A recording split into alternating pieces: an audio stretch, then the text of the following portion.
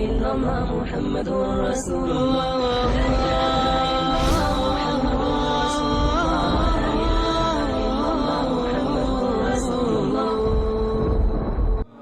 جو بھی عمل خیر کرنا چاہو تمہارے قوا تمہارا ساتھ دیں گے، لیکن بڑھاپے میں چاہنے کے باوجود بھی کچھ نہیں ہوگا۔ گئی جوانی آیا بڑھاپا تے جاگ پئیاں سب پیڑا، ہن کھایاں کچھ کم نہ آون سونف جوین ہریڑا۔ میاں صاحب فرماتے اب کچھ کام نہیں آتا، اب اعضاء ہی لٹک گئے، مدمحل ہو گئے اعضاء۔ تو آج موقع ہے، جوانی کے لمحات ہیں، ان جوانی کو راہ خدا پہ ڈالیں۔ اور جوانی میں توبہ اللہ کو بڑی محبوب ہے۔ ایک روایت میں آتا ہے جب جوان توبہ کرتا ہے خوشی سے اللہ کا عرش جھوم اٹھتا ہے، عرش الہی جھوم اٹھتا ہے جوان کی توبہ سے۔ فرمایا میں اللہ کا حبیب ہوں، اور پھر فرمایا جو جوان جوانی میں توبہ کرے وہ بھی اللہ کا حبیب ہے۔ کتنی بڑی بات ہے۔ تو جوانی یاد الہی میں گزرے، ذکر الہی میں گزرے۔ تو فرمایا جوانی کو بڑھاپے سے قبل غنیمت سمجھ لو۔ پھر فرمایا صحت کا قبل سقمک، اپنی صحت کو بیماری سے قبل غنیمت سمجھ لو۔ صحت کے لمحات میسر ہیں، بیماری آتے دیر نہیں لگتی، تو صحت کو غنیمت سمجھتے ہوئے بھرپور فائدہ حاصل کرو اور کوشش کرو، محنت کرو راہ خدا میں آگے بڑھنے کی۔ وغنا کا قبل فقرک، تیسری بات ارشاد فرمائی، اپنے غنا کے دور کو، مال و دولت کی فراوانی کے زمانے کو غنیمت سمجھو فقر سے قبل۔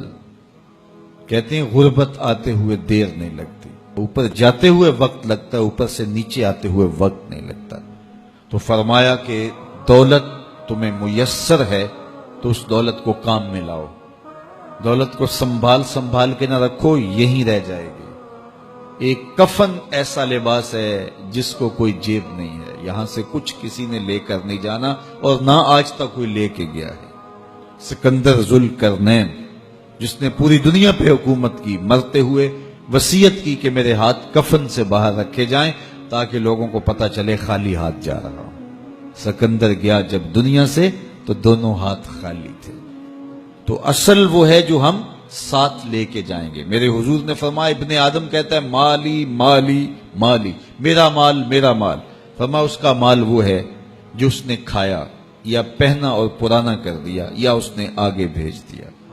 فرمایا باقی اس کا نہیں ہے، یہ اس کے وارثوں کا ہے، وہ کفن بھی میلا نہیں ہونے دیں گے کہ بانٹ لیں گے۔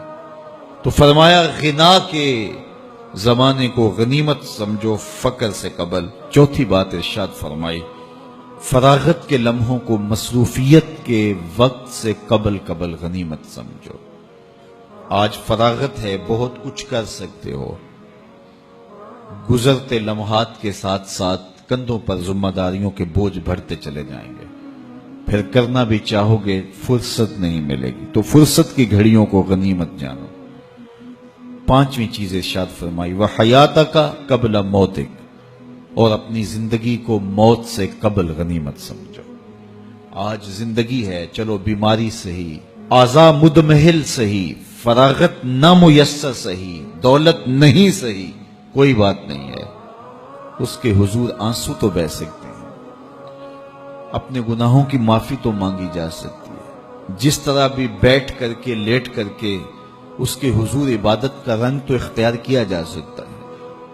وضو نہیں ہو پاتا، اعضاء ساتھ نہیں دیتے، تیمم تو ہو سکتا ہے، لیکن ایک وقت آئے گا یہ سہولت بھی چھن جائے گی، یہ فرصت بھی باقی نہیں رہے گی۔ بندہ حشر کے دن جب پھنسے گا تو پھر کہے گا مالک ایک مہلت دے دے، دوبارہ دنیا پہ جاؤں، سجدے سے سر نہیں اٹھاؤں گا۔ تو حکم ہوگا نہیں، وہ وقت بیت گیا، تجھے فرصت ملی، وقت ملا، جوانی ملی۔ ڈوبتے سورج نے تمہیں روز پیغام دیا، اٹھتے جنازوں نے تمہیں روز پیغام دیا، لیکن تم نے عبرت حاصل نہیں کی۔ اب تمہارے لیے پلٹ کے جانا نہیں ہے، اب تم یہی رہنا ہوگا اور اپنے گناہوں کی سزا گوارا کرنی ہوگی۔ فتيات اليوم كفاك تركاض خلف سرابي، عودي نحو الإسلام لا تستمعي لذئابي، فالشرق دمار فيه والغرب عدو كتابي، همهم طمس الدين وكذا لفظا لترابي. قتلوا الإنسانية في أعماقهم بحرابي. هجروا الأخلاق فصاروا حيوانات في غابي. حيوانات في غابي. يا من تعمل للدنيا لن ينفعك فما تعمل. أرضاك غدا تصلاه نارا فيها